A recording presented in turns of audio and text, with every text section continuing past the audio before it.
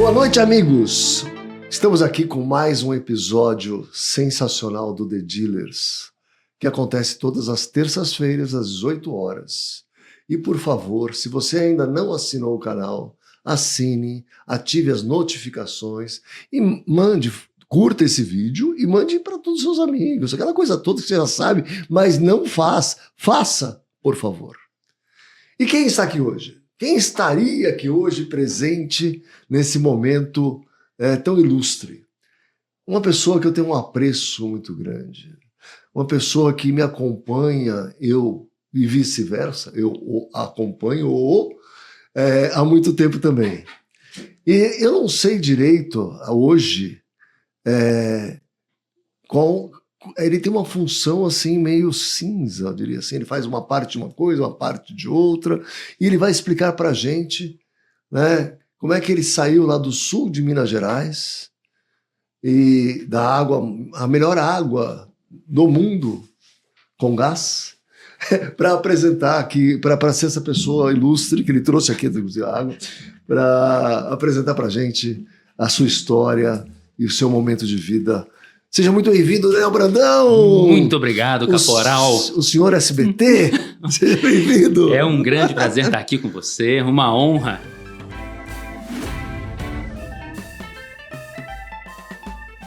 Prestigiar o seu podcast e estar na presença desse público ilustre que te acompanha, que te segue, te admira. Muito então, bom, muito grato muito pelo convite.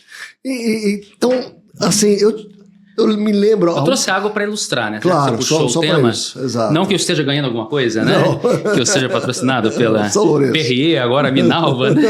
A água São Lourenço. A primeira lembrança que eu tenho de você foi com Mega Vendas, não foi? Mega Vendas. Então, para mim foi um marco minha história. Nem sei se você sabe, mas eu vou te contar aqui. Então conte. Mas qual era a pergunta?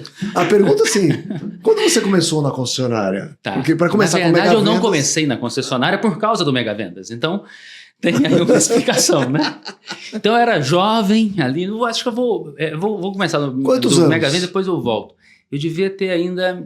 Eu não tinha mudado para São Paulo, então eu tinha menos ali de 16, 17 anos. Uns 15 anos. 15 anos, 15, 14. Eu estava estudando, acompanhava, Eu tinha 17, porque eu sou um pouco... São muito próximos, né? É. Você parece até um pouco mais velho, né? De repente, seus clientes te maltrataram bastante. Não Mais foi o meu caso. Não foi. Porque o meu caso, eu só tenho clientes assim fáceis e leves, e essa é uma das razões dessa minha juventude que não termina nunca, né? É isso que nos alimenta. É isso aí. E aí, vendo meu pai, falou, olha, contratamos aqui uma empresa, vai falar sobre vendas, sobre processo de vendas, um know-how americano. Se você está estudando, a aula acaba que horas, passa lá para você assistir. Falei, beleza. Então a minha ideia era terminar meus estudos em cidade pequena ali, que era São Lourenço. Só que Minas Gerais, ali, o interior de Minas, tinha uma particularidade. Por isso que o mineiro é tipo exportação. Porque você vê mineiro em tudo quanto é lugar. Você vê entrevista fora, onde você for, você vai encontrar um mineiro. Mas o motivo disso, eu acho que Minas naquela época era assim, um estado que não tinha muito progresso no interior e não tinha faculdades. Então sempre o jovem, na época de começar a pensar, vou fazer faculdade o quê? É fora, você não vai ficar na sua própria cidade. Então a gente já estava preparado para sair de casa ali com 15, 16, 17 anos, era a época de morar em República, fazer o terceiro ano fora, foi o meu caso, cursinho, e depois faculdade fora. Aí dali... O pessoal vai para Rio, São Paulo, Juiz de Fora, Belo Horizonte, mas não fica na cidade. Eu ainda estava da cidade estudando, por isso que foi bem cedo. E quando eu vi a palestra do Mega Vendas, aí eu fiz o contraste. O consultor chegou lá, né, todo elegante, uma camisa florida, leve, bem penteado, abriu um laptop, começou a fazer microfone, apresentação. Falei, pô, isso aí também é trabalho, não é aquele sofrimento que via meu pai ali sempre... Na concessionária. E reclamava, é uma luta todo dia, o guerreiro voltou. Então ele sempre, a imagem que eu tinha ali, trabalho, era uma coisa, realmente né? É muito desgastante. Eu vejo que a dedicação dos funcionários, que a gente vê prosperando, é fruto de muito trabalho. Acordar cedo é o primeiro a chegar, a última a sair. Não tem sábado, não tem domingo, não tem feriado. Deixa eu interromper logo. Tá. Isso é coisa da primeira geração? Porque as gerações que eu vejo atuais... Diferente. É diferente. Eu acho que elas têm um equilíbrio. Eu acho que elas viram o que é de se inspirar e viram o que é para ser feito diferente da referência dos próprios pais. Então... eu vejo muito, né, visitando aí Brasil inteiro as concessionárias, então muitos concessionários você vê que sem saúde, muito estresse, ou seja, a primeira parte da vida que era ali, para se fazer, muitos vieram do nada, né, construíram um negócio sozinho, e depois chega no momento, olha, agora seria a hora de desfrutar, de passar o bastão, mas eu vejo que continua, porque é aquela responsabilidade e que fica difícil sair do hands-on de deixar na mão de alguém. Você não vê isso só com o teu pai, você vê com o teu Não, meu pai era a minha referência mais próxima. Então ele se gabava de falar, é uma luta titânica, 3, 4 leões por dia que tem que matar. Eu falei, pai, então... E eu me preparando para isso, porque a minha ideia então era estudar em São Lourenço, fazer faculdade, e voltar para São Paulo, e voltava. Eu ia sair em 1995 eu ia para São Paulo, como fui. Em 2000 eu estava de volta para entrar aí nessa batalha, nesse campo de batalha. Mas aí veio o Mega Vendas. Aí o Mega Vendas chega lá, um instrutor, todo elegante, bonitão, falando, eloquente. Eu falei, engraçado, parece que é isso aí que eu quero fazer da minha vida, viu? E isso ficou marcado. Eu continuei com o meu plano de ir para São Paulo, me formar e voltar a trabalhar nas concessionárias, mas aí as coisas foram acontecendo e eu acabei indo para um caminho de uma empresa de treinamento, de palestra, de cursos, consultoria, e acabei não tendo a carreira desde o início com o meu pai. Tive momentos de participação no negócio, como hoje, mas ali um conselho ali familiar quando a situação exige, mas eu não tenho uma operação diária no dia a dia da concessionária. Tive um período que eu me separei, então vim de São Paulo, voltei para Minas, então eu passei um ano trabalhando nas concessionárias, aí como gestor mesmo das concessionárias, a empresa ficou em São Paulo. Isso quando? 96. Você voltou para a concessionária? Voltei para São Lourenço e trabalhei nas concessionárias com ele. Perfeito. Mas depois voltei para São Paulo, a empresa minha em São Paulo, a FNAI Brasil. Não, mas antes. Teve coisa antes. Teve. As coisas teve foram... coisa antes. Eu conheci você. Teve a PDI. Então, aí como é que surgiu, né? A PDI. Então, muitos, eu até lembro, alguns funcionários falando, eu fiz o PDI aqui na minha empresa. O PDI era o People Development International, era a empresa inglesa de treinamento da Sarah Burks. Com o tal de Peter Thompson. O Peter Thompson era um instrutor que veio para o Brasil. Mas vamos então agora voltando para estruturar a conversa. Vamos. Então, eu termino ali os meus estudos em Minas, já saio um pouco antes, porque São Lourenço é muito pequeno, Itajubá já era maior, 100 mil habitantes, São Lourenço 40 mil habitantes, então vou para uma cidade maior, já o último ano antes da faculdade, eu já fiz em Itajubá, então já saí de casa, ia toda semana, ia voltando, não fiquei nenhum final de semana lá na cidade, ia dirigindo sem carteira. 17 anos naquela época podia, né? Não podia, né? Assim, não devia, mas podia. E aí, eu terminei os meus estudos, fiz vestibular em São Paulo, faculdade de São Paulo, na PUC, 5 anos de PUC, mas no meio da PUC já era administração.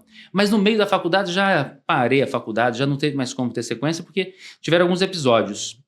Eu consegui, por um trabalho que estava acontecendo na associação da Fiat, então primeiro fui trabalhar na Volks, morando em São Paulo já, na faculdade, fui ser ali estagiário na Sobrave, na época do João Cláudio, presidente da Sobrave. Então, eu fui estagiário na Sobrave, depois fui ser estagiário na Abracaf. Então, fui o primeiro jovem sucessor da Abracaf.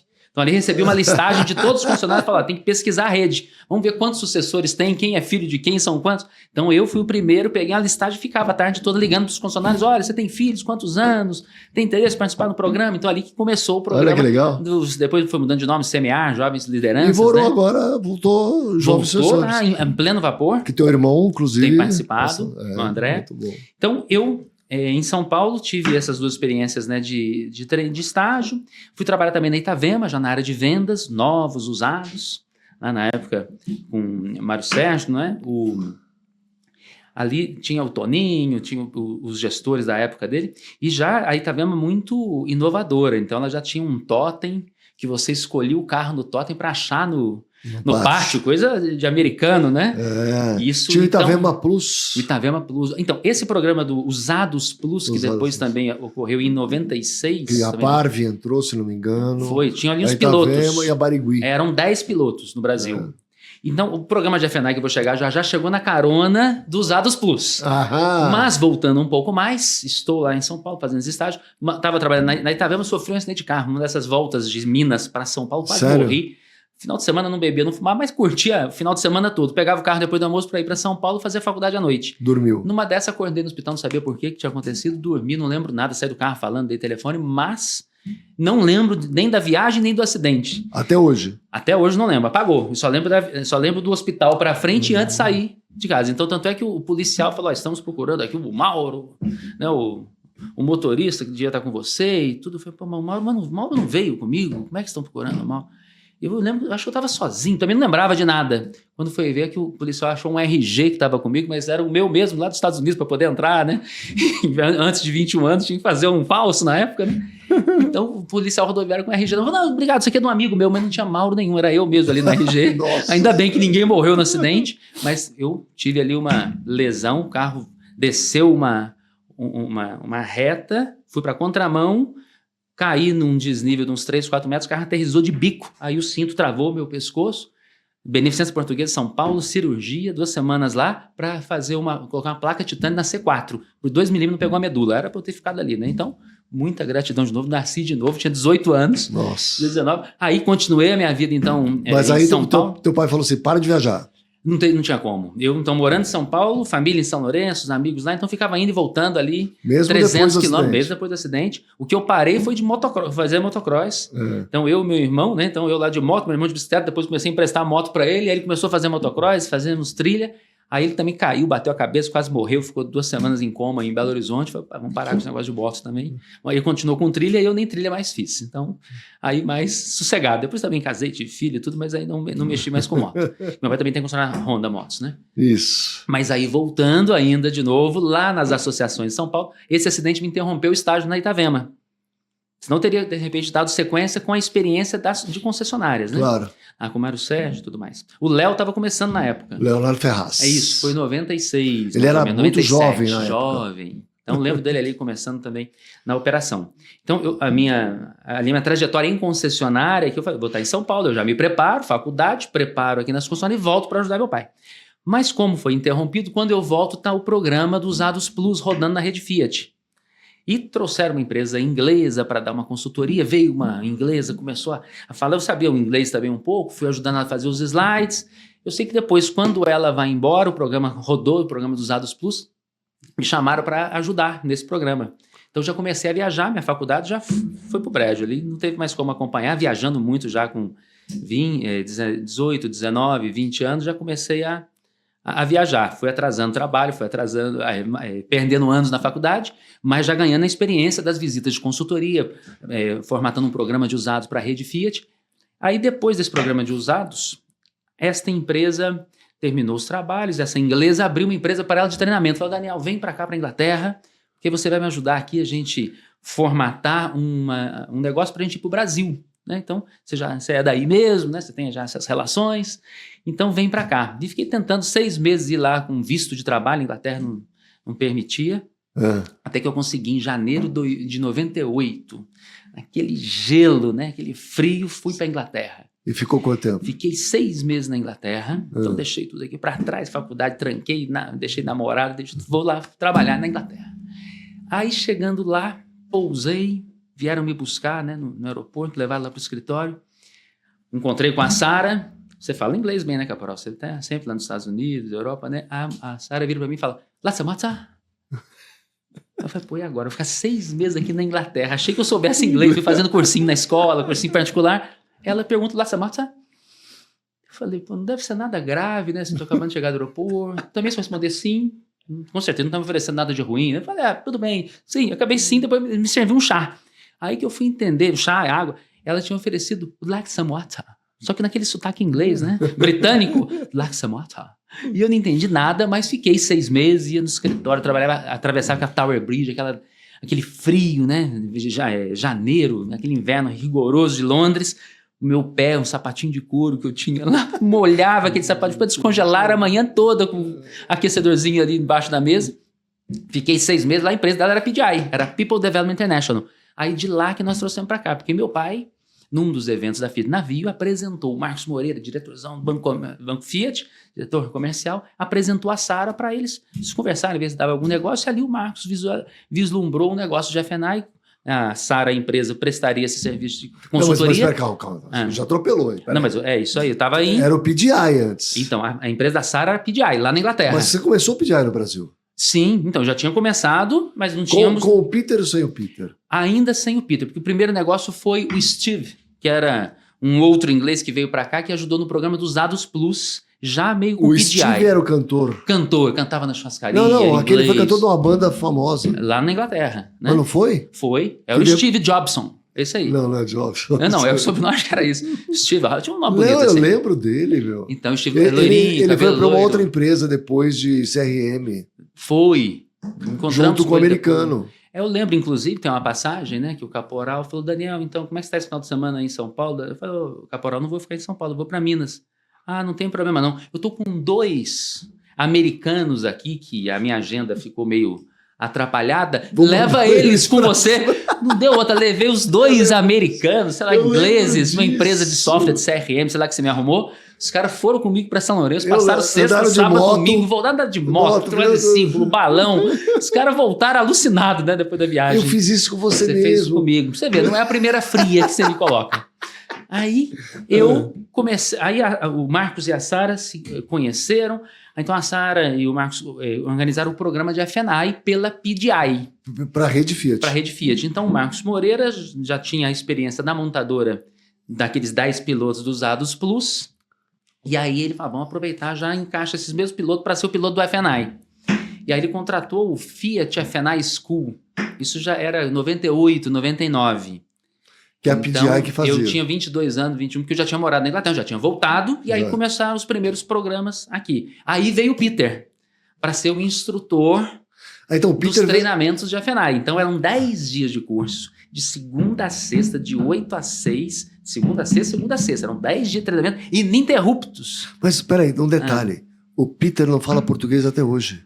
Ele acha que fala, não diga isso pra ele. Você pode falar em português que ele não fala, mas em inglês ele vai entender que ele não fala português. Mas ele acredita. Então esse dialeto dele é legal, todo mundo gosta. Mas eu sei, é uma pessoa mas muito gentil, simpática. As pessoas ele é maravilhoso. entendem o que ele fala, Mas mesmo ele não falando. Aquela época, ele não devia falar nada. Não falava nada. Como é que dava o curso?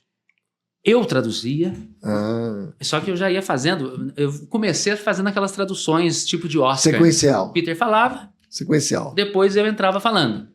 Num certo momento, depois de algumas turmas, eu já comecei, o Peter falava e eu falava simultâneo. Aí você decorou o que ele falava? Fui decorando, só que chegou um momento que o Peter... Aí eu ficava quieto, ele... Vai, Daniel, falei mais coisas. Eu falei, essa parte, Peter, eu já tinha falado lá atrás. E tudo já... Aí eu falei, então larga a mão, não vou mais falar aqui, fica você dando treinamento. Aí eu comecei a dar o treinamento. Aí eu fazia os treinamentos, depois a empresa foi aumentando, aí eu preparei os instrutores que chegaram. E quando virou a FNAI Brasil? A FNAI Brasil, o que aconteceu? Essa empresa, então a Sara, o Peter depois foi para outros ramos, né? O Peter, aí, teve uma empresa inglesa que comprou a PDI lá na Inglaterra, uma empresa de garantia estendida. E aí esta empresa acabou absorvendo a PDI no Brasil. Ok. E depois, passado um certo tempo, o Marcos, quando ele sai do Banco Fiat, ele vira o CEO desta empresa que comprou a PDI, a filial aqui do Brasil, mas ele ficou um tempo para sentir que empresa era essa, como é que seria. Aí ele foi percebendo que essa empresa da Inglaterra que comprou a PDI, de empresa de garantia estendida, os negócios dela aqui não vingariam, não tinham sistemas prontos, não tinha a base de clientes não estava ainda construída, então ele ficou dando um apoio para esta empresa, e como eu, da PDI Brasil, estava ali, tinha sido absorvido, já fui tendo esse contato ali com o Marcos. Chegou num certo momento, e ali a gente vendendo os treinamentos, né? Então o Marcos, que antes estava no Banco Fiat. Só avançar um pouquinho do piloto. Então, o piloto foi pago pelo Banco Fiat. Tá. Então, 10 funcionários não pagaram nada para receber esse programa e mostrar o resultado. E mostramos. Então, os números naquela época dos retornos, 10, 15, 20, era sensacional. Então, ali os grupos comprando outros grupos. Então, já ganhava... Porque ninguém sabia o que era FNAI. Ninguém sabia o que era FNAI. Tanto é que quando eu lembro das minhas primeiras visitas, então, a nossa empresa de FNAI, F o quê? Então, FNAI. Aí falava F, Finance, I de Insurance, porque era um linguajar que não era comum para todos.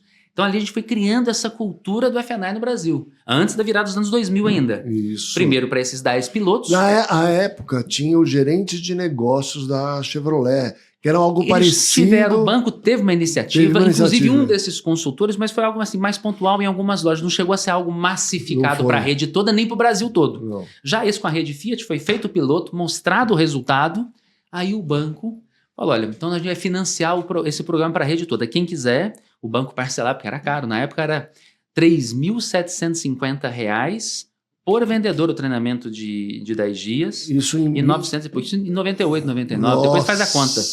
Alguém pega a calculadora, vai lá na calculadora do cidadão, faz ali quanto que seria a inflação de lá para cá. Uns 30 mil Deve hoje. dar uns 400, umas 4 vezes, né? Multiplicar por 4. Ou mais. Então seria isso aí, por vendedor. Então a funcionária tinha, na época tinha 10 vendedores, era R$35 mil, R$40 mil, o banco parcelava, e eu fazia aquela projeção, uma vez que eu te mostrei, olha, se cada vendedor vender um financiamento a mais, um seguro a mais, mais R$100 de acessório, falava, tá vendo? Tá pago. Tá pago. Então você não vai pagar nada com o funcionário, quem vai pagar é o cliente, está deixando dinheiro na mesa. Esse dinheiro não existia até então. Então não é saindo do seu caixa. Vai entrar muito mais do que vai deixar de entrar com a nova receita que vem com um programa desse. E foi um sucesso, a rede inteira, a Fiat. Porém, tivemos ali uma diversidade, que o programa foi lançado em 4 de outubro de 2001. Torre Gêmeas, 11 de setembro. Foi um mês depois da primeira reunião nossa. Nossa. Ali, lembra como foi aquela Foi apreensão balde de no água mundo inteiro? fria, Foi, porque ali travou tudo. todos os investimentos Foi foram... quase uma pandemia. Exatamente. Foi uma pandemia meio curta ali, mas foi um momento difícil. Mesmo assim a gente conseguiu. Então eu vendia para os funcionários, fazia as reuniões regionais, colocava ali todos os funcionários daquela regional numa sala de hotel, algum representante da Abracaf, um representante do Banco Montadora, né? O Marcos, alguém da montadora também, fazia a apresentação, o Peter junto comigo, né? Para dar um apoio moral, porque já não estava ajudando mais no inglês, o Peter sempre ia junto. E aí a gente fez essa venda para toda a rede Fiat. Só que depois veio 2000. Então isso, 98, 99 foi piloto, 2000, 2001 nós lançamos o programa para toda a rede. Só que logo na sequência, 2002, eleição do Lula, com aquele receio todo, os contratos, o que vai acontecer? O dólar foi a 5. Como é que o dólar pode ir a 5? Os juros foi o quê? A 20 e tantos, a quase 30 os juros.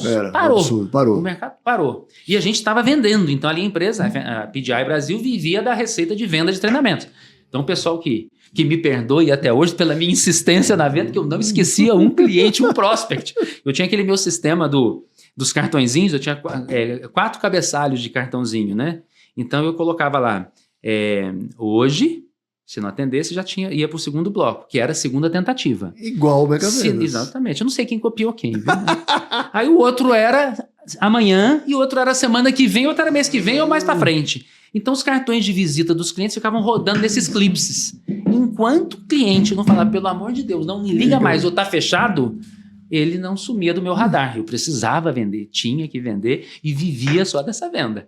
Então, eram os treinamentos que aconteciam de F&I, Brasil afora, e depois vieram os outros programas. Começou com a Rede Fiat. Isso. Esse sucesso na Rede Fiat, a gente conseguiu levar depois para a Rede Honda. Foi. Então, foi também muito forte esse programa na Rede Honda Automóveis, Rede Honda Motocicleta, os bancos patrocinando também. Então, aí rodamos o Brasil todo. Depois teve a Ford, depois teve Mitsubishi, Volkswagen. Também treinamos tudo a rede inteira. Enquanto... Depois 10 anos depois a Fiat novamente. Mas tudo treinamento de vendas. De F&I. Só que não era só F&I. Por que a gente percebia? A venda do carro, você é professor nisso, sabe melhor que eu, a própria venda do carro não tinha um bom processo. Não. Então você não tinha como agregar os produtos ao final do processo se o carro estava mal vendido. Se quem estava comandando a venda era o cliente, pedindo desconto, comandando, agora eu tenho usado, agora você me dá tanto, agora a parcela você faz por tanto. O vendedor se fechasse, estava muito bom. Como é que ele vai oferecer coisas? Então a gente reviu desde o início o processo da venda do carro, permeando com a oferta dos produtos de F&I. E uma etapa ilustre ali sempre foi a do cash conversion. A conversão do cliente que paga à vista para o financiamento. E até hoje é o programa mais demandado nosso, tanto concessionárias, bancos de montador, empresas de consórcio, porque também o consórcio é uma troca do cliente que estaria pagando à vista para fazer uma compra programada. Mas se você não está patrocinando The Dealers por enquanto? Ainda não. Para fazer esse merchan todo? Não, eu devo estar fazendo de repente aí uma cota. Em breve eu devo ter condições já de entrar no seu podcast. Falar nisso, teve um momento você vai falar quando você começou a vender seguro, né? Porque seguro também teve 2 negócios a mais, seguros e software, mas daqui a pouco eu chego lá. A gente vai chegar lá. Em algum momento dessa história, porque a gente já tentou ser sócio algumas vezes. Foi.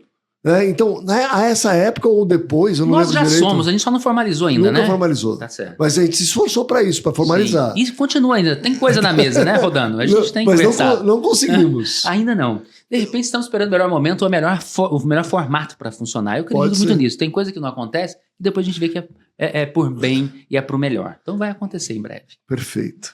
A gente teve uma viagem para a África do Sul, mas você já vendia seguro na época. Ali já vendíamos seguro. Sim, Foi atrás do WesBank. Do WesBank. Muito bem.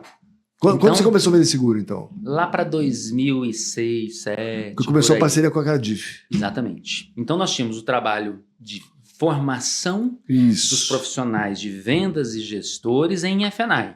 Só que, na verdade, treinava todos os vendedores de carro e aqueles grupos que se aprimoraram para ter um departamento de F&I, o Business Manager ou o F&I Manager, né, americano, e que a gente explicava, olha, é um manager, mas é um gerente que, na verdade, não está cuidando de ninguém.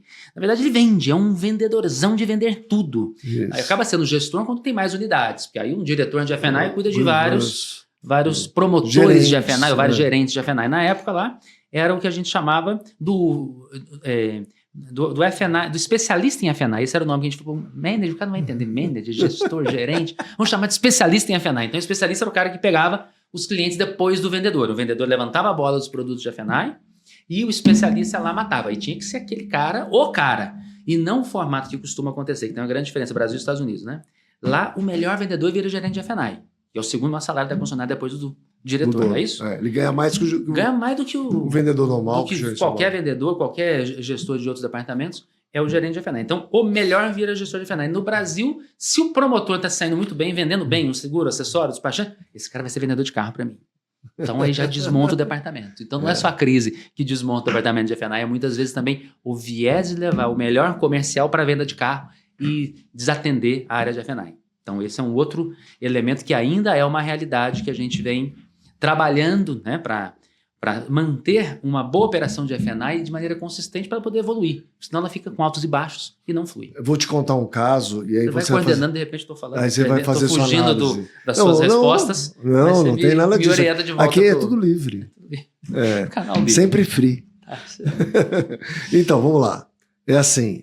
Você falou no WesBank, daqui a pouco eu volto nele lá, vou chegar nele. Então, você esqueceu da pergunta. Posso relembrar a pergunta que você fez? Não, vou falar agora. Ah, tudo bem. Deixa eu falar. Vamos lá.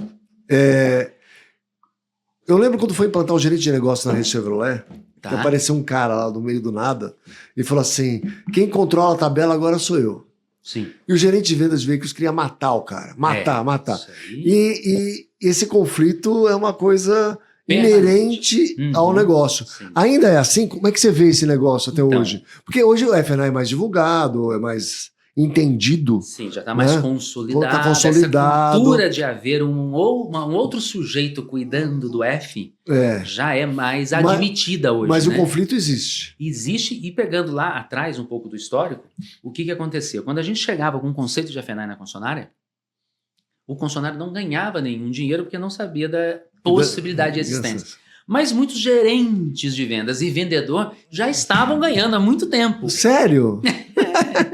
E vinha um chequinho separado? É cheque na época? Na época tinha várias formas ali. Não tinha criptomoeda, mas era bem engenhosa. Viu a forma que eles conseguiam ser remunerados e incentivados para fazer operação financeira com aquelas instituições que promoviam e disputavam aquele balcão, mas era um balcão que estava distante do dono. Exato. Quando o dono chega e fala, entendi, o que eu preciso fazer? Igual o autoavaliar Exato, também. que é muito parecido, muito similar. O avaliador também, que era o dono ali do pedaço. Exato. E que muitas vezes não queria ninguém mais mexendo ali na caixinha dele. E como é que foi?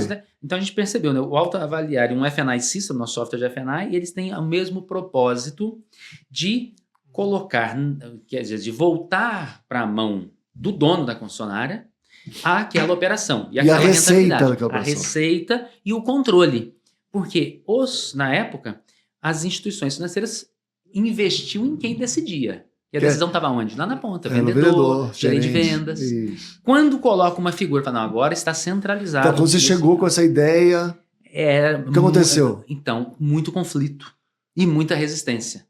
Então, muitas vezes, o nosso diálogo era com próprios diretores que, de repente, já tinham muito desse negócio rodando. Isso. E eu falo, mas como é que meu programa é tão bom? O treinamento dá tanto resultado, o software é sensacional. Como que um cara desse não pode querer? Eu vou ligar de novo para ele, eu vou lá, vou fazer uma visita para esse cara. Aí eu fui começando a entender, ingênuo, né? Tentando entender o que podia estar por trás dos motivos de não aplicarem um programa como esse. E quando aplica, realmente é uma quebra da operação que antes, na mão da equipe de vendas, de escolher para que banco enviar, agora passar a estar centralizado com critérios técnicos e estratégicos dos donos. Muda tudo de figura. Só que aí, quando vê os resultados que isso gera, é um caminho sem volta. Então, a gente percebe que aqueles grupos que já se profissionalizaram mais, aceitaram esta briga e correr risco de perder bons vendedores por esse, ou até bons gerentes, né, que estavam ali na operação por muito tempo, os que aceitaram comprar essa briga para um propósito e um bem maior e mais duradouro, tiveram sucesso e até hoje são as melhores operações de F&I. E que a gente, desde o começo, só fazendo um parênteses aí, nós incentivávamos não haver apenas o foco no F. Mas não adiantava, né? A gente falava, olha, o F&I não é só o F, é o seguro, acessórios, despachante, estéticos. Isso. Não adiantava. O tamanho, a quantidade de dinheiro que dava para ganhar no financiamento era muito maior que o resto. Cegava qualquer interesse em outros produtos. Então, ganhar 15%, 20% de um valor financiado, na época, o carro era 100% financiado. Imagina hoje, um carro de 100 mil financiado 100%, com 20% de 20 mil no bolso. É 20 mil no bolso. Num carro você não vai ter uma margem dessa. E os outros produtos, acessórios, estéticos, continuou meio solto no showroom. Então tinha lá o terceirizado do despachante, tinha o cunhado ali que era da corretora de seguro, aí tinha ali o genro que estava cuidando do embelezamento, e essas operações soltas. E tudo bem estar dessa forma desde que estivesse bem estruturado e com boas remunerações. Qual era o nosso trabalho? Identificar toda essa operação e mostrar o benchmark de ganho. Em F&I por carro vendido, como os americanos fazem essa métrica muito bem feita, né? É 2.000, 2.500 dólares por carro vendido. Aqui seria R$2.000 também, transformando R$2.000, R$2.500 por carro vendido. São os melhores benchmarks de tal marca e tal região. Porque varia por marca, varia por região, novo, usado, mas também, vamos supor que fosse. E também a marca, né, de modelo. Marca, modelo, bairro, na cidade também varia. Ou de onde vem. Não, mas se eu vi um carro premium, maior... Com certeza. E aí, o que nós identificávamos? Que aquela operação que podia estar fazendo R$2.000, R$2.500 por carro vendido só em F&I, estava em R$500, R$400, R$800. Então tinha muito espaço para trabalhar. Podia até manter essas parcerias, mas de repente todo o formato do processo de venda teria que transformar. Os responsáveis de quem venderia qual produto em que momento também teria que ser modificado. Então a gente começou a criar os promotores híbridos. Alguém que vai falar do financiamento e junto vai oferecer seguros. Então, por isso que eu estou chegando já. Você está vendo que eu estou quase chegando nos seguros.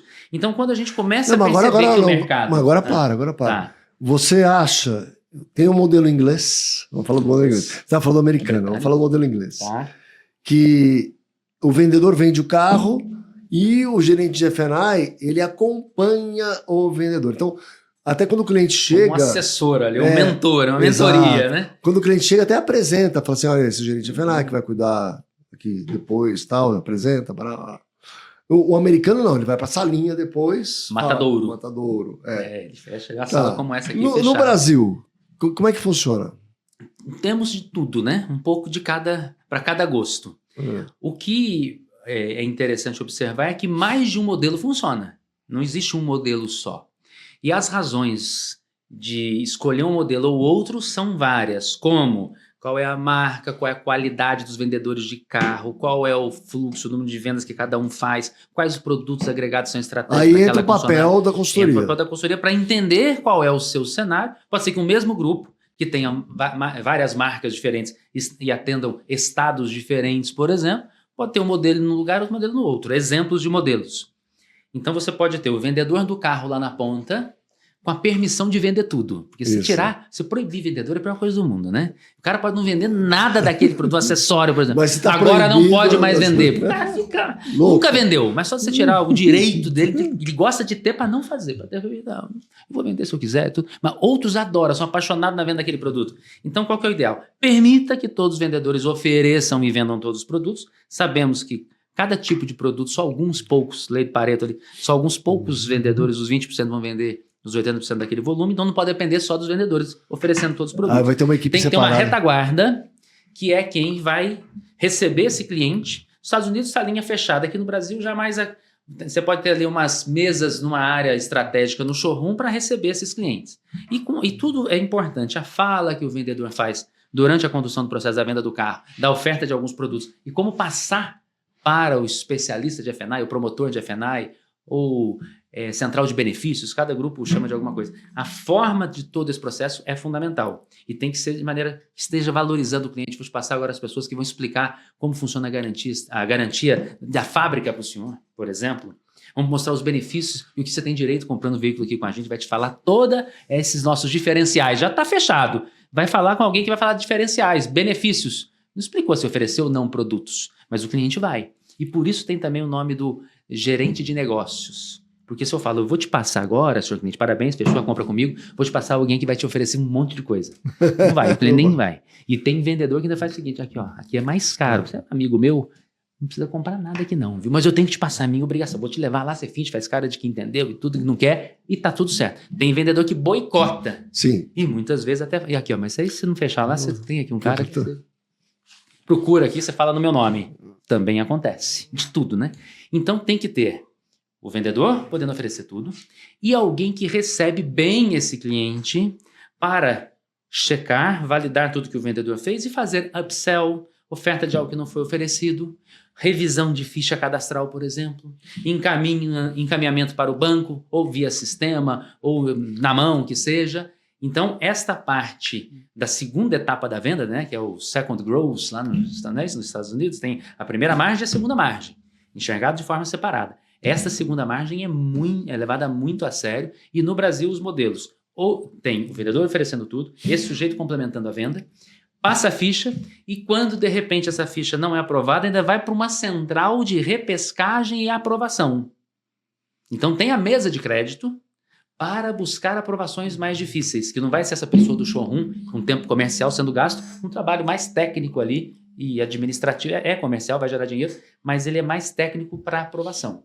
Então, a mesa, muitas vezes, coexiste com a plataforma de F&I no showroom. Muito bom, muito bom. Então, dei ali uma palhinha de alguns modelos. Tem outro modelo que o vendedor tem que fazer tudo, mas não é a maioria. Agora, você concorda comigo que... Você gostou desse modelo? Achei maravilhoso. Você aprova? Só que a gente pode aprimorá-lo. Sempre. Né? Porque gera... Aperfeiçoar e ainda personalizar, porque para cada doença tem um remédio. Né? Isso, não adianta dar aspirina para quem, né? Ou que não vai resolver. Bom, vamos lá. O cliente vai, negocia o carro.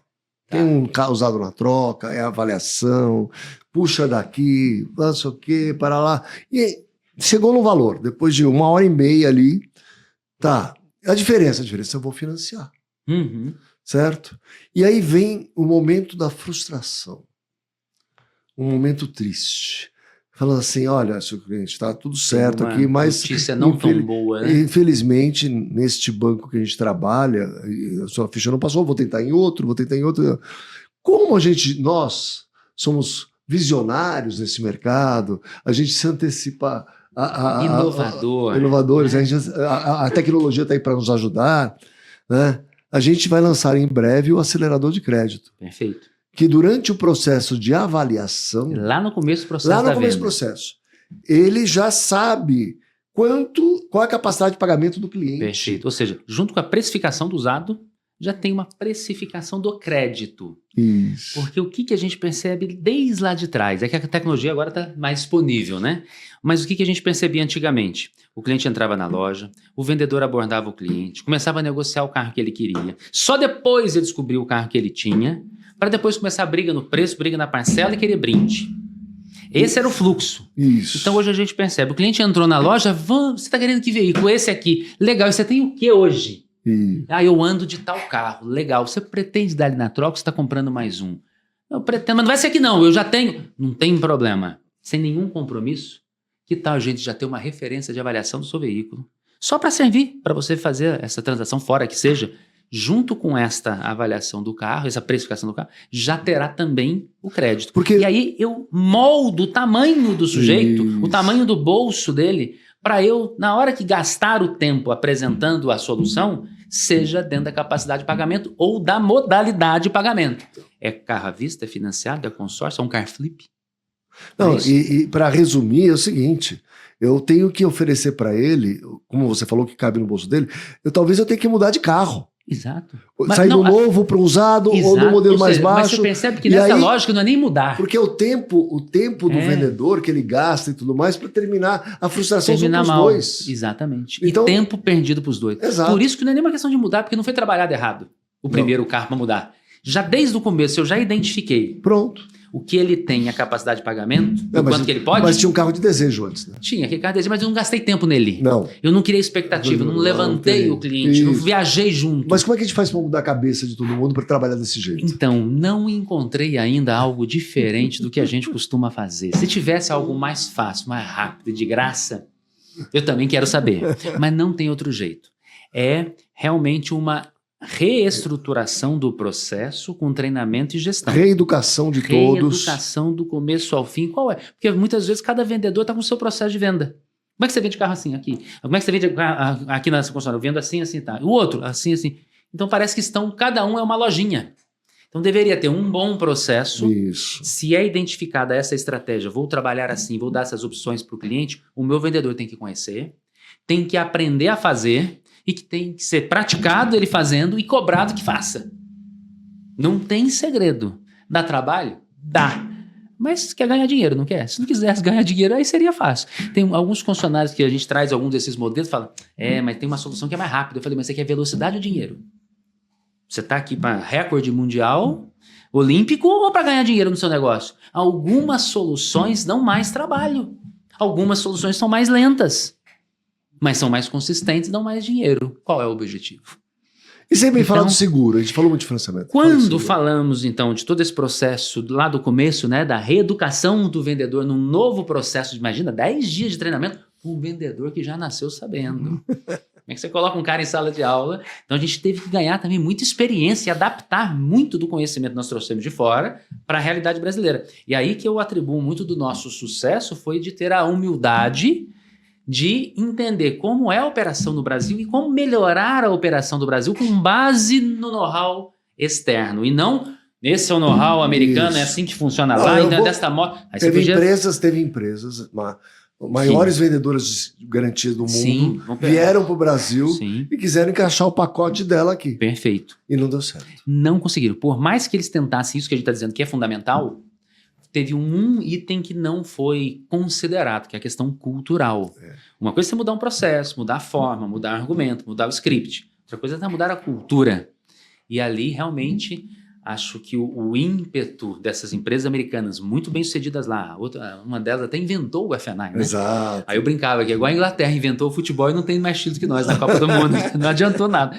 Então, a gente tem e vem isso atualizando. Então, a gente não tem um modelo único e fixo. O que nós recomendamos, o que estamos recomendando hoje não é igual ao ano passado, e a gente vem aprendendo com a evolução do mercado a adaptar o que nós recomendamos. Aí, vou chegar no seguro agora. O financiamento, então, como prevíamos, não seria uma galinha de ovos de ouro puro de 18 quilates, como eles esperavam que seria para sempre. Uma hora ia acabar essa farra. E acabou. 2008. Então, eu estava com você em 2008. Nós estávamos em Las Vegas? Nós estávamos em Las Vegas. Foi na convenção de FNAI na época, porque a NDA é em janeiro e fevereiro, e a de FNAI sempre no final do ano. Foi a convenção de FNAI que Convenção de FNAI. Naquele momento a gente liga a televisão, todos os americanos pararam e falaram, o que é? Super Bowl? Final de campeonato? O que será que está acontecendo? Era a crise do subprime começando ali, né? Foi setembro, outubro, não foi isso? Exato. E o respingo no Brasil foi também essa restrição do crédito imediata e aqueles R's estratosféricos, um banco disputando com o outro. Foi o momento que os bancos, agora é a hora então da gente, já que não está aprovando quase nada, vamos também ajustar. E se a gente olha para trás, foi uma coisa boa, né? Porque criou... Foi um amadurecimento, Exatamente. Mesmo que muito abrupto. Mas normalmente é assim, né? Como ele não aconteceu antes, ele aconteceu muito grave, muito forte, de repente, que foi... Aí veio, lembra, a 7? Foi até uma autorregulação, teve no Brasil um outro episódio, parece que um diretor do Banco Central comprar um carro, aí foi ver, estava lá cobrando o retorno dele, não sabia. Então dali surgiu... Taxa de abertura de crédito. Tinha lugar, tinha TAC, tinha TEC, tinha duas TACs, dava nome diferente para cobrar coisas diferentes na ficha. Aí veio a 7, né, para detalhar e explicitar todos os custos, tinha ali serviços de terceiros, ali era para escrever o retorno. Não funcionou tanto, né, quanto imaginavam. Existe até hoje?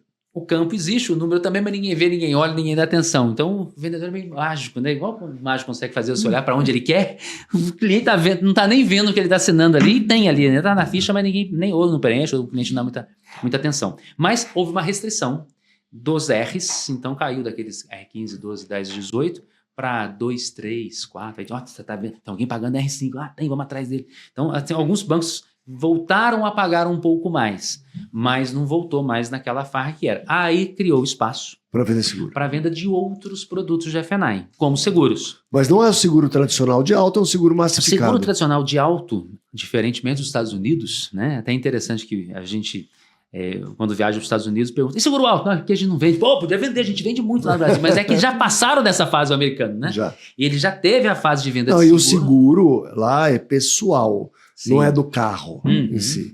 E ali, né? Ele sofre uma análise de crédito igual para você fazer um financiamento. Porque quem perfil, né? De risco. Exatamente. Né? O questionário Bom Risco, né? Uhum. Então, o perfil dele... Prime. Isso. Vai indicar se ele vai pagar mais seguro ou não. Sim. Porque o maior problema do Brasil, que é o roubo, lá é pequeno. O índice. E mais o pessoal mais sujeito a acidentes. Né? E normalmente quem tem um mau crédito... Também respinga no risco do seguro. Né? Exato, muito. O cara vai lá para cima. Meio não, ele pode fazer uma fraude. Bebida, drogas, coisas do emocionalmente, tipo. Emocionalmente, ele vai estar exato, mais vulnerável. E o seguro alto, então, pelas margens muito apertadas, pela concorrência muito forte, os Estados Unidos deixou de operar o seguro alto. Né? No Brasil, continua. Só que nós percebemos espaço para trabalhar outros seguros. Um dos pioneiros foi lá o seguro proteção financeira também, lá na década de 90 ainda. Então ali surgiu lá... O prestamista. Então lá com o Banco Fiat, o Marcos Moreira, o Adriano Romano, na época da seguradora, a Signa, lançaram e tiveram um grande sucesso desde 98, 99. Então boa parte das operações já vinham com seguro proteção financeira.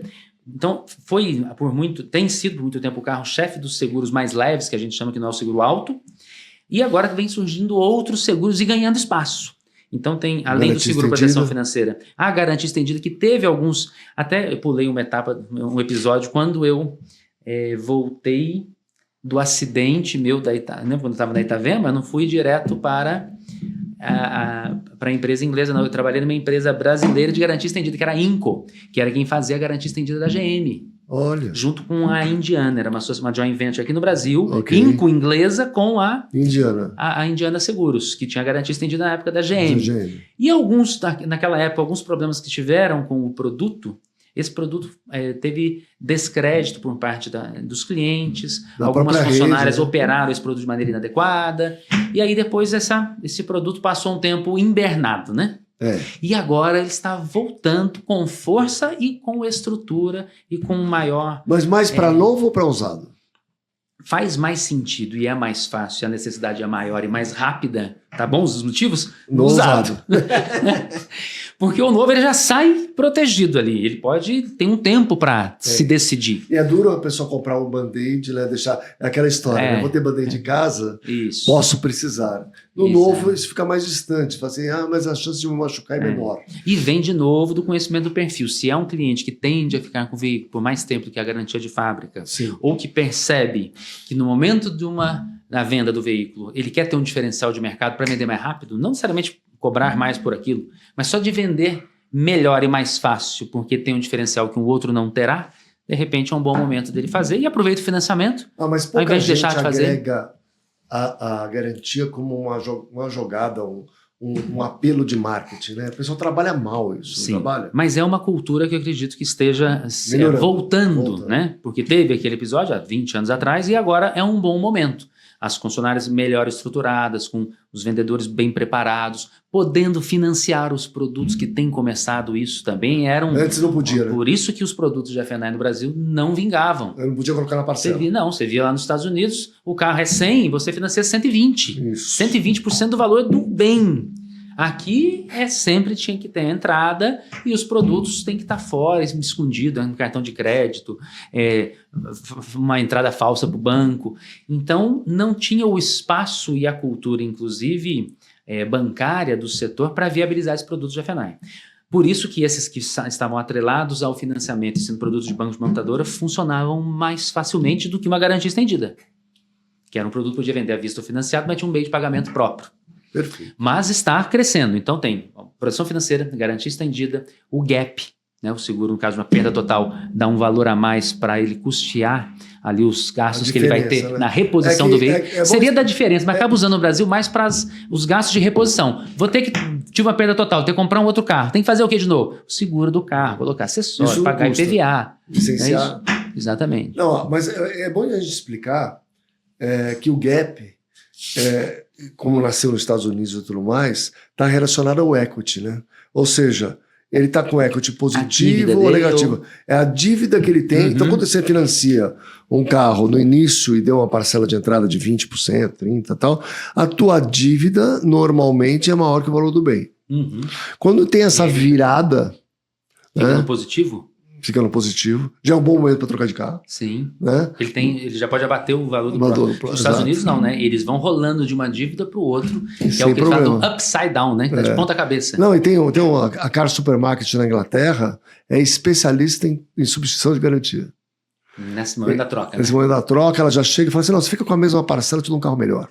Mas como esse seguro aqui no Brasil não está tão vinculado aos bancos, muitas vezes, tem alguns bancos montadores que tem o gap, mas tem o gap também que é avulso para a concessionária trabalhar dentro do grupo dela, que a gente leva para os funcionários, um portfólio de produtos de seguros independentes né, do banco da montadora que pode ser oferecido para o cliente. E de preferência combinado com os da montadora. Então ele também tem essa solução para que caiba todas as possibilidades. Claro. E tem coberturas com propósitos diferentes. Exemplo, o SPF de banco quita o financiamento.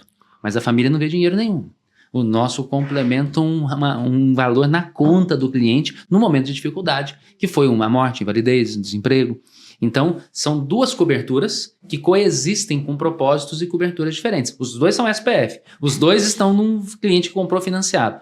Um quita, elimina a dívida. O outro recebe dinheiro na conta. Então, dá para conviver com esses produtos com os dois, que são o portfólio da própria concessionária, trazido por seguradora como a gente, e mais o da fábrica. Mas você é uma seguradora hoje?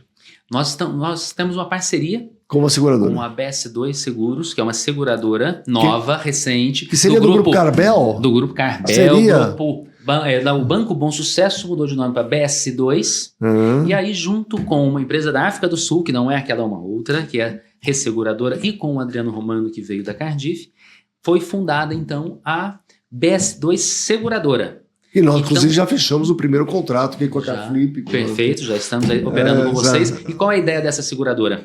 Ela respira um ambiente de concessionárias e F&I. Então, todo esse nosso know-how, essa nossa experiência toda, está a serviço dessa seguradora, que traz essa linha de produtos moderna e com muita experiência. Porque na época do Adriano Romano na Cardiff, foi quando foram firmadas todas essas parcerias. Banco Volkswagen, Renault, Nissan, Toyota, Honda, GM, Hyundai, BV, Bradesco. Então é esse know-how de parcerias que a gente tem, e a gente continua atendendo a Cardiff nos treinamentos desses seguros. Então a gente atua nas duas pontas, fazendo esses produtos conviverem no mercado. Mas não está claro.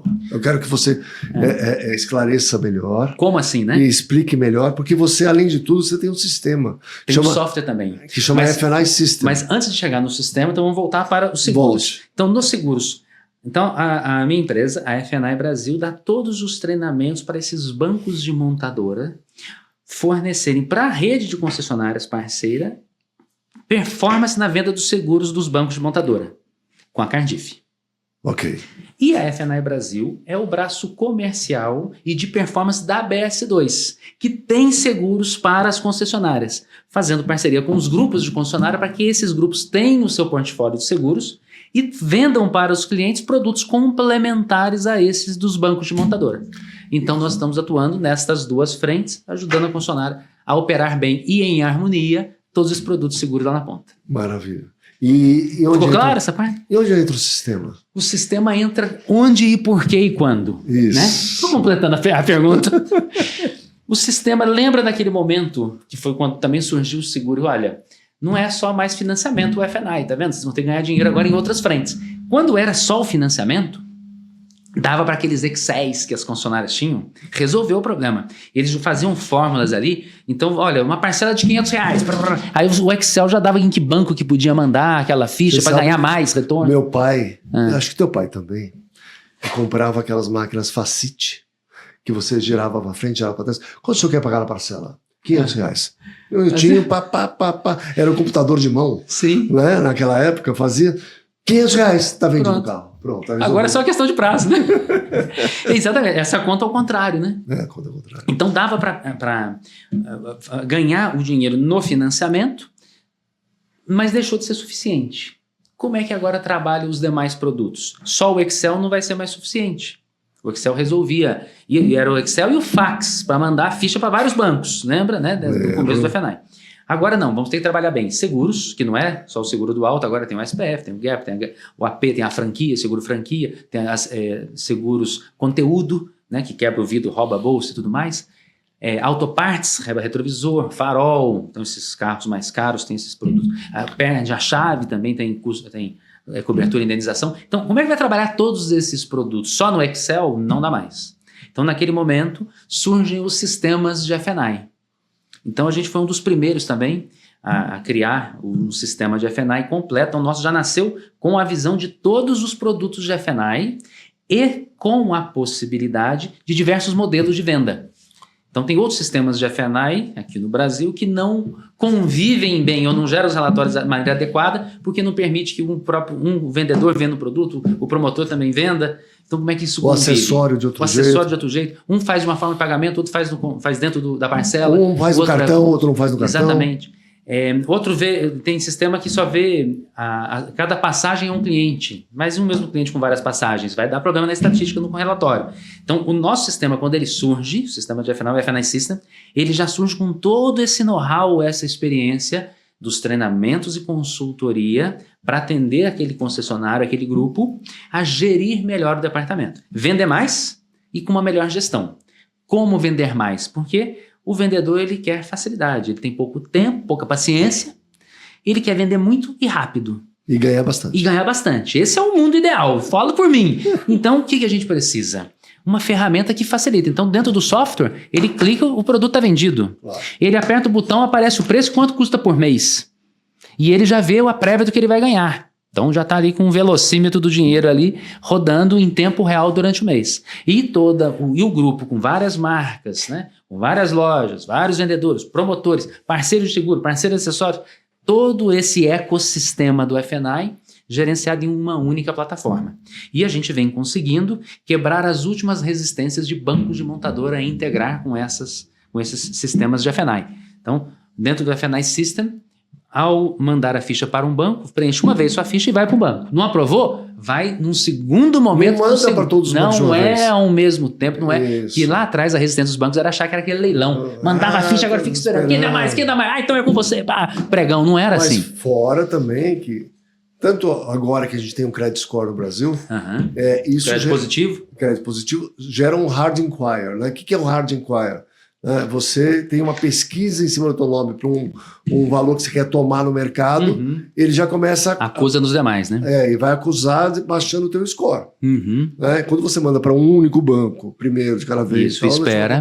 E tinha um outro inconveniente. Quando esses grupos mandavam para vários e esperavam a resposta, você mandou para 5, um banco vai pagar. Tem 4 que aprovou, de repente, e não fez pagamentos. Esses bancos vão questionar o concessionário. Pô, estamos aprovando, você não está fechando com a gente. Ah, não, que eu fechei com o outro ali. Tá, mas então ele está trabalhando aqui à toa. Tudo bem que hoje é muito mais sistema para aprovação de crédito. Mas mesmo assim, o conceito continua sendo um banco de cada vez. Alguns poucos bancos de montadora, como GM, RCI e Toyota, estão no caminho de entender que grupos bem estruturados, que tem um F&I atendendo diversas marcas, por melhor que seja aquele portal daquele banco montadora, não é o suficiente para o funcionário ter uma boa gestão unificada. E não perde nada. Esses bancos, por exemplo, Honda, Volks, que já tem o sistema integrado, Stellantis, já tem o sistema integrado, nunca perdeu participação de mercado por causa disso. Eles achavam que se estivesse dentro do mesmo sistema, que aí eles perderiam, estariam no mesmo lugar. Não. Pelo contrário, esses grupos vão usar, independente se o banco quer ou não, e o banco está ali dentro, só está tendo que redigitar, fazer um retrabalho para mandar para aquele banco. Então ele está criando dificuldade e atraso para um grupo que está se modernizando e que não vai ficar sem aquela ferramenta, independente da vontade do banco, apenas gerando facilidade se estiver integrado. Então a não integração não quer dizer que esse banco não esteja ali dentro. Está de maneira lenta e atrasada. Muito bem dado. Fez Ricardo. sentido? Muito bom. Então, esse é o terceiro negócio. Então, o primeiro foi treinamentos e consultoria, o segundo foi seguros, e o terceiro negócio, os sistemas de F&I. Aí, chegando nesse ponto, Tá. que você tem um irmão e uma irmã. Duas irmãs. Então, Duas a irmãs. família, como é, né? Como é que é? Explica. Então, é o seguinte, meu pai, Ah, Augusto Brandão, então, uma figura aí conhecida. grande Garibaldi. Augusto Brandão. Então, o Augusto, ele vindo de uma cidade menor ainda que São Lourenço, Machado, ninguém nem sabe onde fica, ali perto da Fernão Dias, ali, Alfenas, Poços de Caldas. Então, o pai dele consertava a bicicleta, a mãe professora, foi sozinho com 12, 14 anos para o Rio de Janeiro, foi ser correntinha, lembra os mais antigos? Lembra que tinha correntinha na oficina? Ficava alguém abaixando e subindo a correntinha para carro entrar e sair na oficina, lembra disso? Lembro. Ele era correntinha de concessionária. Então ele foi ali crescendo, muito habilidoso, muito dedicado, né? Então arrojado, empreendedor, foi galgando os postos dentro de uma concessionária, consultor técnico, aí foi virar da seguradora, inspetor de seguradora. Mas quando ele saiu da concessionária, ele falou pro dono da concessionária, falou, olha, eu só volto aqui agora a te ver, a te encontrar, muito obrigado pela oportunidade, mas eu estou indo. Quando eu for concessionário, você é seu colega. O dono da concessionária falou, pô, pretensão do cara, mas parabéns, siga seu sonho. E não é que depois, numa convenção da Volkswagen, se encontraram, né? Meu pai como concessionário e ele também. Então, meu pai acabou... era o neném da época, os empreendedores, o neném é que não tinha nem dinheiro nem nome, e fez o que fez. Hoje em dia o neném não quer nem trabalhar nem estudar, é totalmente diferente, né? E aí meu pai conseguiu, com a cara e com a coragem, abrir uma concessionária Volks em 74. Não tem mais Volks, tem? Não tem mais Volks. Lá nos anos 2000, a Volks passou por um momento de muita dificuldade, era líder, perdeu a liderança, lembra? Muitos concessionários fecharam, o sul de Minas todo ali, foi muito difícil para a marca, aí virou Ford. Isso. Mas desculpa, antes... Volks, depois de Volks ele abriu numa outra cidade Honda Motos. Isso. Depois numa outra cidade, nas cidades pequenas você tem que abrir em cada uma, não dá pra ter todos no mesmo lugar, né? Aí então abriu Volks primeiro, depois Honda Motos, depois Fiat. Lá em 89 Fiat. Então Volks 74, Honda em 83 e Fiat em 89. Eu nasci em 77 numa concessionária Volkswagen.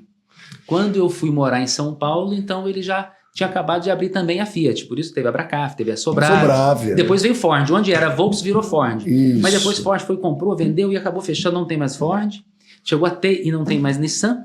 E hoje ele tem Fiat e Honda. Fiat e Honda. Honda Motos. Então. E aí tem a família, né? Minha mãe, outro extremo, poetisa, artista, né, sensível. Então aí dessa combinação, né, de empreendedor arrojado, trator e uma mãe sensível, poetisa, veio aqui surgiu eu no meio dessa combinação. Essa foi a essência. Aí tem uma irmã mais nova, de 11 meses mais nova que eu, que está morando no Canadá, que é a Tatiana. Outra irmã, 3 anos mais nova que eu, Thaís, mora em São Paulo, psicóloga. E o meu irmão mais novo, 10 anos mais novo, que está na operação. Já está uns 10, 12 anos na operação junto com meu pai. Mas então, tua irmã trabalhava no RH da operação? Chegou a trabalhar. As duas chegaram a trabalhar em RH, na área, né, de marketing, mas já há muito tempo, e foram cada uma para uma carreira, e quem ficou no negócio é meu irmão mais novo, o André, e que permanece com meu pai lá. Então, e como eu voltei, estou morando em São Lourenço, que é onde são as concessionárias, aí quando eles precisam, que eles me acionam. Fora isso, eu tenho um negócio em São Paulo, a empresa roda em São Paulo, semana sim, semana não, estou lá. E aí tem o sócio, o Marcos Moreira, já está mais aposentado. O Marcos está aposentado. Eu tenho um conselho de um homem só, que é o Marcos Moreira, né? E aí, quando eu preciso, eu aciono o Marcos, ele ainda continua aconselhando quando necessário, ajudando na operação. O Daniel, nosso sócio mais jovem, fazendo o que eu fazia, rodando esse Brasil todo, sem parada, né? Sem escalas. Então, o Daniel tem feito todo esse trabalho também comercial, tanto de seguros, treinamento, software, e o Claudinei, que é o nosso novo sócio no software, que já é desde quase que do começo, mas assumiu o lugar do João, que também ficou bastante tempo conosco. Então o Claudinei hoje é o nosso sócio na empresa de tecnologia. Então mas aí essa é a operação das empresas rodando em São Paulo. E quem é sócio da concessionária? Aí meu pai com meus irmãos. Ah, você não é sócio da concessionária? Não. Eu tenho lá uma participação de honra, né? A participação de honra é ótimo. Entendi agora. Operei, já cheguei a operar as concessionárias. Eu sei, mas como também tinha esse outro negócio em São Paulo, até para não ter... Se você fosse sócio da concessionária, você tinha que dar uma participação para os irmãos no teu negócio também, de alguma forma. Lá e cá, né? Pau que bate em Chico, bate em Francisco, não é isso? É isso. Mas então, para não misturar também eu fiquei só na participação das empresas em São Paulo, com esses outros sócios, né? Entendi. Então eu já tenho sócios lá também. Muito Na minha bom. cidade eu também tenho alguns amigos, faço alguns negócios imobiliários, aí já é uma outra leva de sócios. Então eu estou especialista em sociedades, viu? E Muito meu pai bom. agora passando por essa etapa também de sucessão, que eu vejo que é um desafio interessante. Então, mas está passando Quando o pro teu irmão, empreendedor né? vai lá, consegue a bandeira, agora está tocando a bandeira, tem que conseguir outra, consegue outra. Aí quando vê o negócio está indo bem, legal, agora tem sucessor, começa tudo de novo. Então zera o jogo para o dono da concessionária e tem agora que cuidar da sucessão, né, que é um outro desafio. Mas o André hoje é o sucessor O das sucessor está concessionárias. tocando ali junto com o meu pai e tendo a oportunidade de ter a experiência conjunta, né, de ver e ali aprender, acompanhar, acertar e errar e fazendo esse trabalho em conjunto e eu de espectador ali, contribuinte quando necessário. Então acaba que ajuda também no meu negócio essa experiência do dia a dia das operações da minha família, né? E teve um momento que vocês sentaram para discutir isso e separar tudo e Na falar verdade assim, foi aos poucos e de acordo com os interesses e objetivos de vida de cada família. Porque quando sai de casa, a casa já viraram várias famílias, né? Então, à medida que uma irmã, não, eu agora vou mudar de cidade, eu vou agora mudar de país. A outra, eu quero agora esta carreira. O outro fala, não, eu permaneço aqui. Eu, desde sempre, já tive meu outro negócio. Então, essas conversas, elas são progressivas. Não teve um momento que sentamos para tomar uma decisão. A gente vem tomando decisões ao longo do tempo, porque foram vários movimentos, né? Momentos de estar os irmãos do negócio, momentos de estar os irmãos fora do negócio. Então, foram momentos assim, importantes e sempre buscando fazer tudo com harmonia, com amor, para que muito seja bom isso. de maneira a melhor possível e que continue o convívio familiar, né? E você acha assim, você que roda esse Brasil todo, tá, esse negócio de consolidação de concessionárias, né? Concessionárias pequenas, hoje, se você tem 2, 3 ou 4, já considera pequeno hoje em dia, né? Antigamente Sim. não. E Já hoje, é um grupo pequeno, né? Com 3, 4. Hoje já é. Não, Uhum. tal, tem grupos com 20, com 30, com 50. Você acredita que isso é uma tendência irreversível? Os pequenos vão se juntar de alguma forma? O que eu percebo? Esse tema da consolidação ele já é de um bom tempo para cá. Agora o que aumenta são os volumes das transações e o tamanho do grupo que compra, né? Isso. Acho que isso que mudou, né? Agora, eu vejo que algumas operações mais regionalizadas, bem operadas familiarmente, eu acredito na permanência desse modelo. Por quê? Porque pode não interessar a alguns grupos ter uma operação daquele tamanho a mais no grupo. Então, é um custo-benefício, vale ou não vale? Claro. Pode trazer mais quantos carros para cá para ter mais uma ponta, mais um gestor, né? Mais uma distância para percorrer, mais um tempo que eu tenho que me dedicar e tirar de algum lugar. Então, pode ser que aquele ponto, naquele local e naquela marca não interesse a algum grupo em adquirir. E aquela família que esteja operando, se é uma família que opera bem aquele negócio, o negócio é rentável, é um ambiente que a região, a cidade conhece aquela operação, confia, não sai dali para comprar mais barato por alguns milhares de reais, poucos reais muitas vezes, né? De mudar de lugar para fazer comparação, eu acredito que elas permaneçam. Como também deve ser o caso nos Estados Unidos, que eu não conheço tanto a fundo esses pequenos grupos, mas eu vejo até alguns livros foram escritos por empresários americanos por uma boa operação local, familiar. Carl Sewell esse foi um dos primeiros que você me deu para ler esse livro. Clientes para sempre. Clientes para sempre. Isso aí. Então, ali são exemplos de empresas bem geridas e pequenas. Então, acho que não é só pelo tamanho a ameaça da absorção. Acho que é pela qualidade da operação e pela reputação daquela operação naquela região. Então, isso pode ser uma preservação, uma eternização daquele negócio familiar pequeno pelo trabalho que vem sendo feito naquela região. Muito legal. Faz sentido, não? Faz todo sentido. Já somente no Brasil desse tamanho. Exatamente. Né? Que Minas Gerais é um país à parte. É isso. E, cara, você pega o Nordeste, você pega o Norte. Então, estava agora lá em Belém. Então, é um outro mundo, é uma outra dinâmica. Né? O Sul. Então, realmente, eu vejo assim, grandes grupos buscam grupos, de repente, já médios.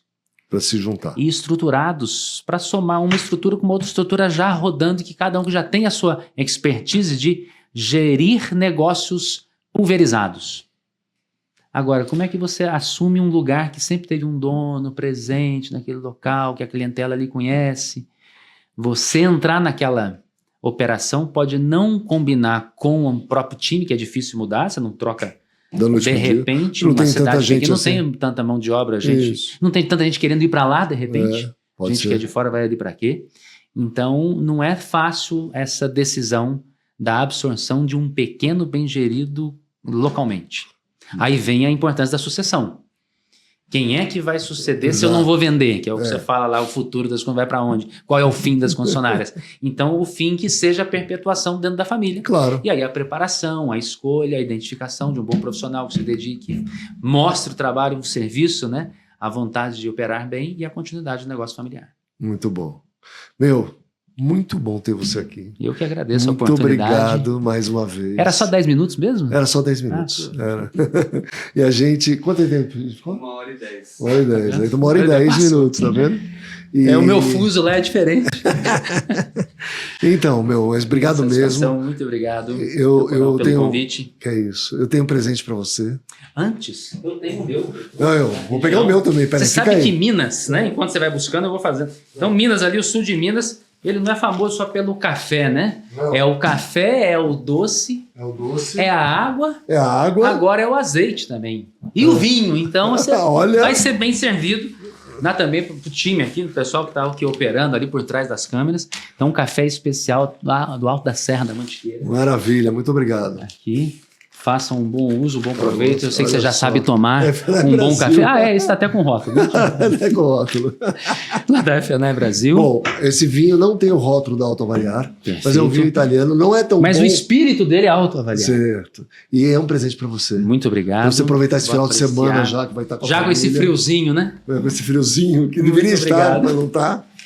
Né? E tem uma Muito bom. camisa do The Dealers. Que maravilha. Deixa eu ver se tem a camisa do Tem. Para esse grupo seleto aí. É, só para as Dos pessoas. que entrevistados. Exato, exato. Que legal. E Não, parabéns não, pela não. iniciativa. Olha aqui, camiseta É uma pra você. forma da gente conhecer. Eu tenho o privilégio de rodar o Brasil todo e conhecer essas feras, essas figuras ilustres, donos de concessionários. Aqui você está na chance de divulgar para aqueles que não têm, como nós, a possibilidade de visitar, conhecer, exatamente. conversar, que para mim é muito gratificante. É um trabalho que eu gosto, curto, faço com prazer e estou sempre aprendendo. Maravilha. Muito obrigado.